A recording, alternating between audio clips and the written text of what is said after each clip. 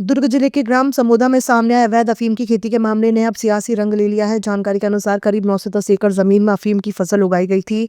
मामले के सामने आने के बाद पुलिस और प्रशासन जांच में जुटे हैं। बताया जा रहा है कि होली के दौरान गांव के कुछ युवकों को खेत में उगी संदिग्ध फसल दिखाई दी। इसकी जानकारी ग्राम सरपंच अरुण गौतम को दी गई।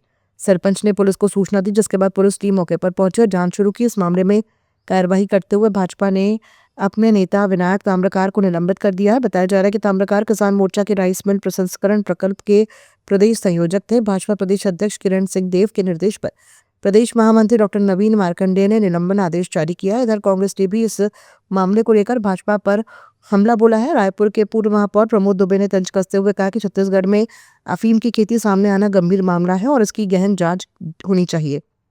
और आज हमने तो एक अजीब वाकया पढ़ा कि अफीम की खेती कर रहे हैं भारतीय जनता पार्टी के नेता। तो ये भारतीय जनता पार्टी की सरकार है और भारतीय जनता पार्टी के नेता धान न उगा करके, सब्जी न उगा करके अफीम की खेती कर रहे हैं। तो ये लाइसेंस उनको कहाँ से मिलता है? ये चीज़ें, इसके लिए भी हम लोग विरोध प्रदर्शन करने आए हैं और इसकी तह तक जाँच होनी चाहिए।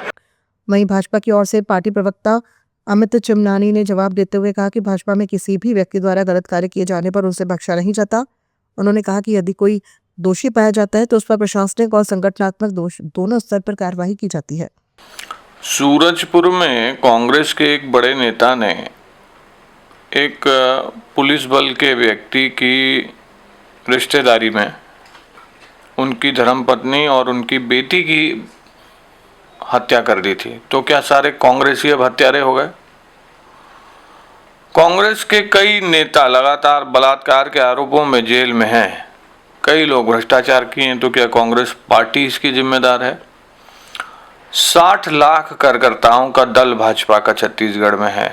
उसमें से अगर किसी व्यक्ति ने गलत किया है तो हमारे प्रशासन ने, हमारे शासन ने, विष्णुदेव साय सरकार के सुशासन ने उसको बख्शा नहीं है और एक मिसाल कायम की है। कांग्रेस के नेताओं में तो आज तक ये स्वीकार करने का मादा नहीं होता कि हाँ भाई हमारे विधायक या हमारे नेता बलौदा बाजार में जो आगजनी हुई उसके जिम्मेदार थे। आज तक वो ये नहीं स्वीकार कर पाते हैं। तो सुशासन वही होता है कि जब कोई भी व्यक्ति गलत करे उस पर कार्रवाई होनी चाहिए और ये सुशासन भाजपा ने स्थापित करके दिखाया है। इस पर कानूनी कार्रवाई भी हुई है और संगठन के स्तर पर भी उस व्यक्ति को निलंबित कर दिया गया है और ये कड़ा संदेश दिया गया है कि व्यक्ति चाहे भारतीय जनता पार्टी से जुड़ा हो तो भी अगर गलत काम होगा तो कार्रवाई होगी, कांग्रेस से जुड़ा होगा तो भी कार्रवाई होगी। सुशासन इसी को कहते हैं। गरियाबंद जिले में नक्सलवाद छोड़कर मुख्यधारा में लौटने वाले आत्मसमर्पित नक्सलियों को प्रशासन द्वारा पुनर्वास योजना के तहत आर्थिक सहायता प्रदान की गई है। आज 17 नक्सलियों को प्रत्येक को 50-50 हजार रुपए की सहायता राशि के चेक वितरित किए गए। जिले में नक्सलवाद छोड़कर लौटने वाले लोगों को प्रशासन लगातार प्रोत्साहित कर रहा है। जिले में अब तक कुल 29 नक्सलियों को आर्थिक सहायता दी जा चुकी है, जिसमें पहले 12 नक्सलियों को चेक प्रदान किए जा चुके हैं।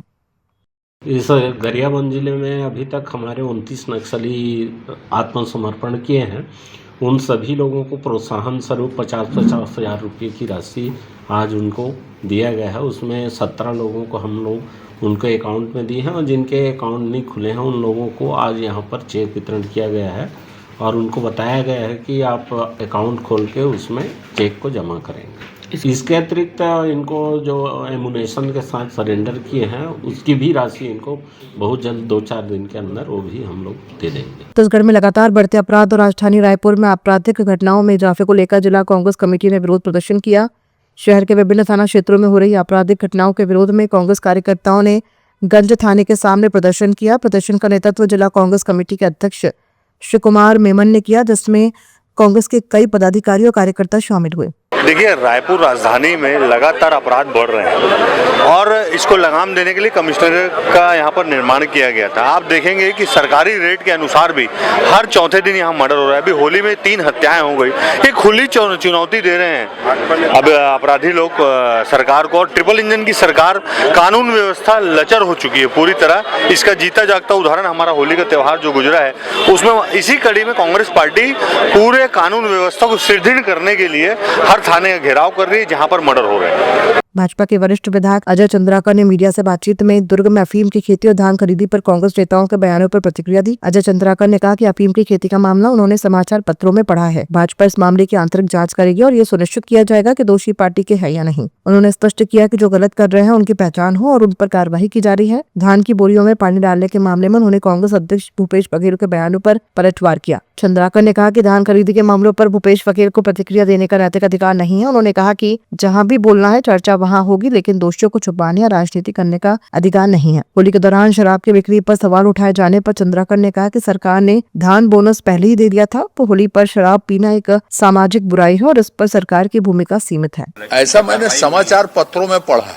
जो हमारी बातचीत है उसमें इस बात को देखा जाएगा और कार्रवाई की जाएगी कि वो भाजपा के हैं कि नहीं है, क्योंकि वो किसी जिम्मेदार पद पर नहीं है। अब सदस्यता यदि हो सकती है तो उसको जांच करेंगे। अभी तो वही कह रहा हूँ ना, आज की तारीख मैंने वर्तमान स्टेटस बता रहा हूँ। देखिए, जो गलत है वो गलत है, उसमें कांग्रेस भाजपा का तो सवाल ही नहीं।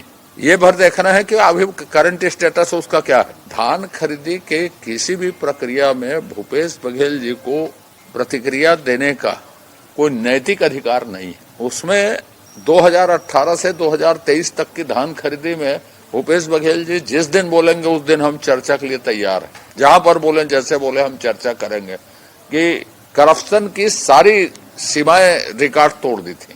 और उसमें व्यक्तिगत रूप से मेरा तो PIL है हाई कोर्ट में, सम्मान्य उच्च न्यायालय में धान खरीदी पर। गरियाबंद जिले के नए कलेक्टर भगवान सिंह उइके ने शहर को सुव्यवस्थित बनाने के लिए चौक चौराहों, बस स्टैंड और प्रमुख क्षेत्रों का 4 घंटे तक पैदल निरीक्षण किया। कलेक्टर ने बस स्टैंड की गंदगी, अवैध कब्जे और दुकानों के अतिक्रमण पर तत्काल नोटिस जारी करने और कार्रवाई के निर्देश दिए। शहर के जाम से मुक्ति के लिए टैक्सी स्टैंड को गायत्री मंदिर के सामने शिफ्ट करने का आदेश भी दिया गया। सुरक्षा को ध्यान में रखते हुए चीन तालाब के पास झाड़ झंखाड़ हटाने और सौंदर्यीकरण की योजना बनाई गई है। सारों से बंद पड़े वाटर प्लांट को हटाकर बस स्टैंड का क्षेत्र साफ और बड़ा किया जाएगा। इसके अलावा सब्जी बाजार को नई जगह स्थानांतरित करने और छुरा मार्ग पर दिन में भारी वाहनों की एंट्री रोकने का निर्णय लिया गया।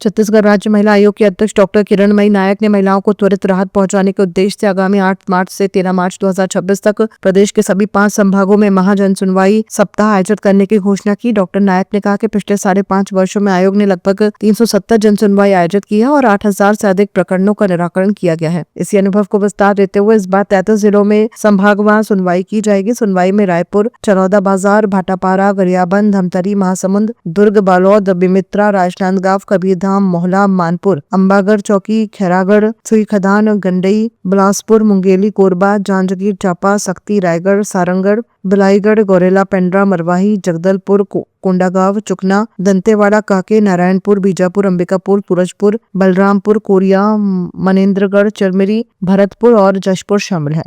महिला दिवस के अवसर पर हम इस बार महाजन सुनवाई का सप्ताह रख रहे हैं, जिसकी शुरुआत 8 तारीख से हमारा दौरा चालू है।